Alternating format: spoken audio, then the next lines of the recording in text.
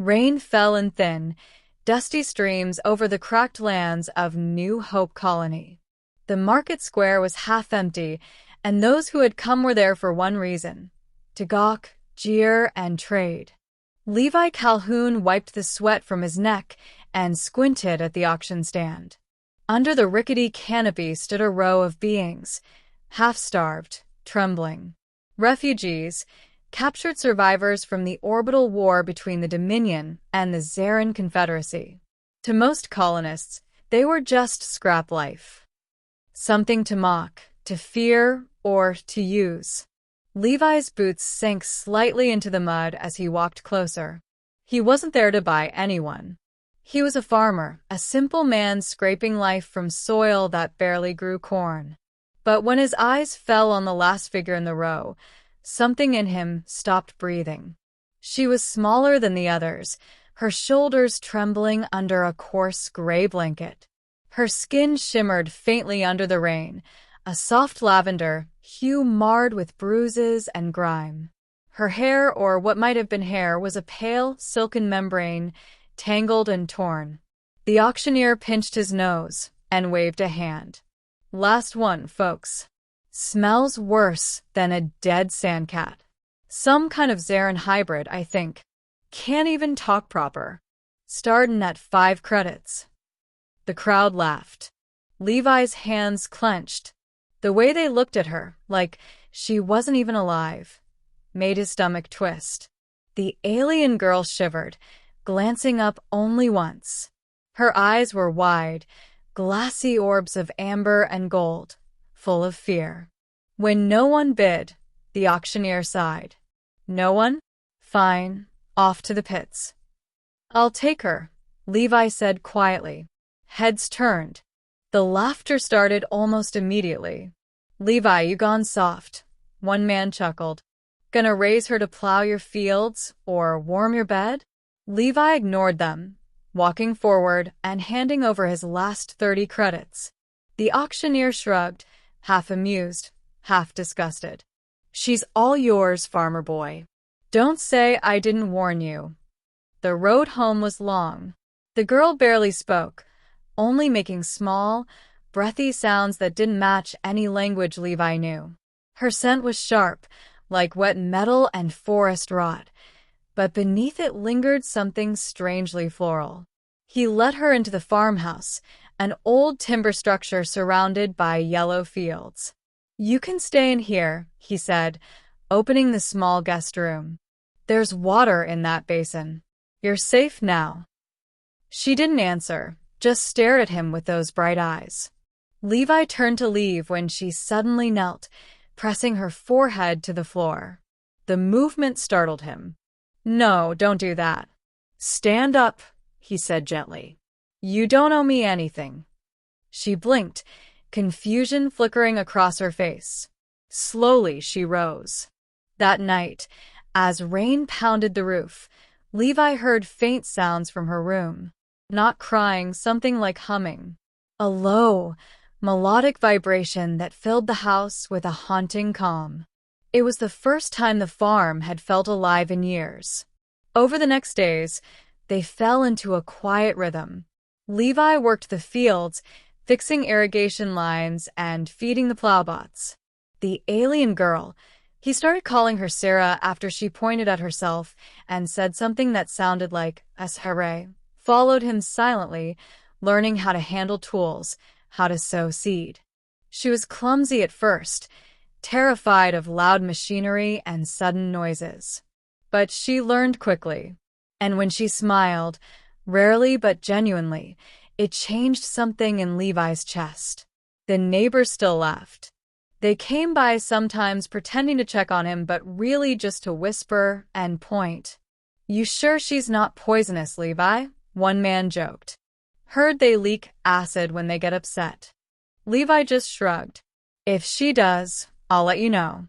At night, Sarah would sit by the fireplace, tracing shapes in the ashes. She started to pick up words: water, sun, food. Once, she touched his hand and said softly, "Safe." He smiled. "Yeah, you're safe here." Weeks turned to months. The farm began to change. The fields, once dry and stubborn, started growing greener. Levi noticed it first in the irrigation ditches. Wherever Sarah walked, the soil seemed to darken, to breathe. Plants grew faster, healthier.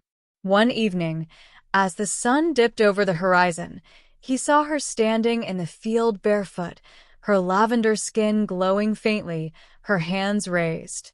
The cornstalks around her shimmered like silver in moonlight. Levi froze. "Sarah?" She turned, startled, her glow fading. "Sorry," she murmured in broken English. "Help grow." He stepped closer. "You're doing this?" She nodded hesitantly. "Zarin, a life weaver. My gift. Before war." Levi exhaled slowly. "Then maybe we can bring this place back." And together they did. The laughter in town changed over time. People still talked, but less cruelly. The crops from Levi's farm began to flourish far beyond the others. Where others struggled to survive, his fields shone with gold and green. One afternoon, a merchant stopped by, buying up a wagon load of produce at triple the price. "Whatever you're doing, Calhoun, keep it up. Never seen melons like these." Sarah smiled shyly from the porch, her once dull eyes bright with quiet pride. But peace never lasted long on New Hope. One evening, a group of men arrived, rough, drunk, bitter. "Heard your alien witches make miracles," their leader sneered. "Bet she's got something worth sellin'." Levi stepped between them and the door. "You'll turn around and leave." The man spat. "Or what, farmer?" Before Levi could answer, a soft hum rose from behind him. The air thickened. The intruders froze as vines burst from the soil, wrapping around their legs like living chains. Sarah stood in the doorway, glowing with pale blue light, her hair floating as if underwater. The men stumbled back, pale-faced, fleeing into the night. Levi turned to her. "You could have killed them." She looked down, trembling. "No kill. Only scare. No one hurt." He nodded slowly. "You did good." And then, for the first time, he reached out and held her hand. That winter was the kindest in years. Sarah's laughter filled the farmhouse, soft, musical, like wind through reeds. She learned to cook strange dishes with alien herbs she grew behind the barn. She painted symbols on the walls that seemed to hum with gentle warmth. And somewhere in the quiet spaces between work and starlight, Levi realized he'd fallen in love. It wasn't sudden. It was in the small things. The way she tilted her head when she didn't understand a word. The way she whispered to seedlings like old friends. The way her eyes softened when he smiled. One night, under the pale glow of twin moons, she stood beside him by the barn. "Levi," she said softly. "Why kind?" He blinked. "Because no one else was." She hesitated. "You love?" He felt the breath leave him. "Yeah," he said quietly. "I think I do." She reached out, touching his chest where his heart beat. "I learned this word. Love means home." He pulled her close. "Then you've got one forever." Spring came. The laughter from the townsfolk turned to silence. Levi's farm became a legend. Lush fields that healed the earth, fruits that cured sickness. But no one mocked him anymore. They came to trade, to learn, to ask how he'd done it.